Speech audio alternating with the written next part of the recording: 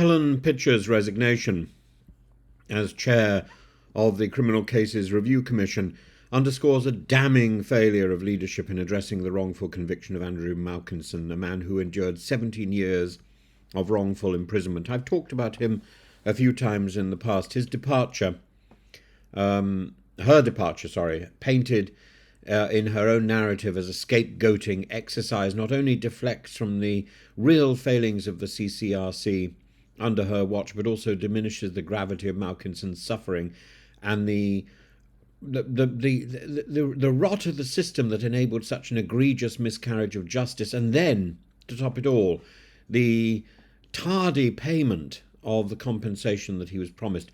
Malkinson's wrongful conviction for rape in 2003 represents one of the most severe failures in British legal history, and despite forensic evidence in 2007 indicating another man's DNA on the victim's clothing, the CCRC twice rejected his appeals.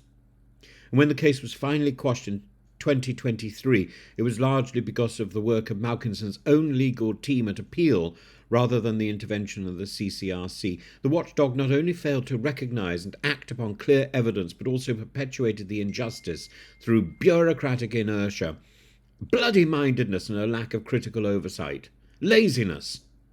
And it's wrong. Pitcher's claim that she was scapegoated for decisions made prior to her tenure may hold some procedural truth. She was not in post when earlier appeals were dismissed.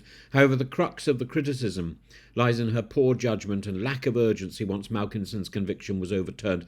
Her failure to issue an immediate unconditional apology or to publicly address the gravity of the CCRC's failures compounds public distrust of the institution. Her attempt to garner sympathy by comparing herself to a scapegoat trivialises the plight of actual victims of this sort of legal failure, such as Malkinson. And her resignation letter's insistence that she resolved the situation is particularly galling. If she resolved the situation, then when Malkinson walked out of the court, he would have been paid his compensation. He wasn't. He has himself rightly called this claim shameless, highlighting that his freedom came through his legal team's efforts, not the CCRC's intervention and support and help. Malkinson's assertion that the entire senior leadership of the CCRC should resign resonates deeply and is something that really should happen.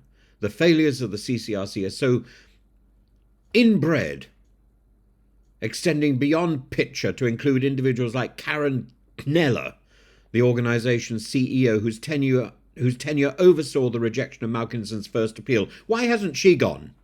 Hanging on like some sort of leech. The fact that Kneller received a pay rise and a bonus when the organisation floundered in its duty speaks volumes about its priorities and the priorities of our elite institutions. Moreover, Pitcher's deflection towards Greater Manchester Police and the Crown Prosecution Service is a reminder that the miscarriage of justice in Malkinson's case was facilitated by multiple institutions. The withholding of exculpatory evidence and the initial conviction itself must also be thoroughly scrutinised, but the CCRC's role as a last resort for justice imbues it with a unique responsibility, a responsibility it failed spectacularly to uphold.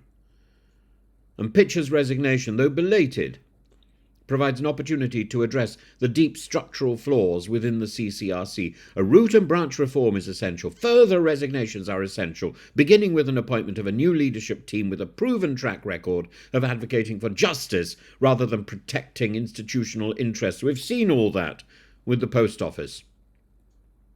They might as well get Paula Venables in to lead this team. This reform must prioritise transparency and accountability, because public confidence in the CCRC can only be restored through clear, decisive actions that demonstrate a commitment to justice. It must ensure there's a robust oversight so that there are internal checks and balances that need to be strengthened to prevent the sort of complacency that Malkinson's case exposes. And it needs to be victim-centric.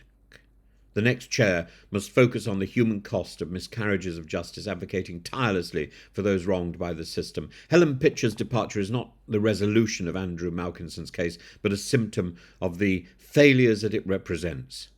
Her attempt to cast herself as a victim, pity me, is not only tone-deaf but emblematic of an institutional culture that prioritises self-preservation over justice, that prioritises the institution over what is right. The task ahead is monumental, rebuilding an organisation, rebuilding the systems in our country that will put people first. We need to support victims. We need to confront the entrenched injustices of the criminal justice system. For Malkinson and others like him, nothing else will do.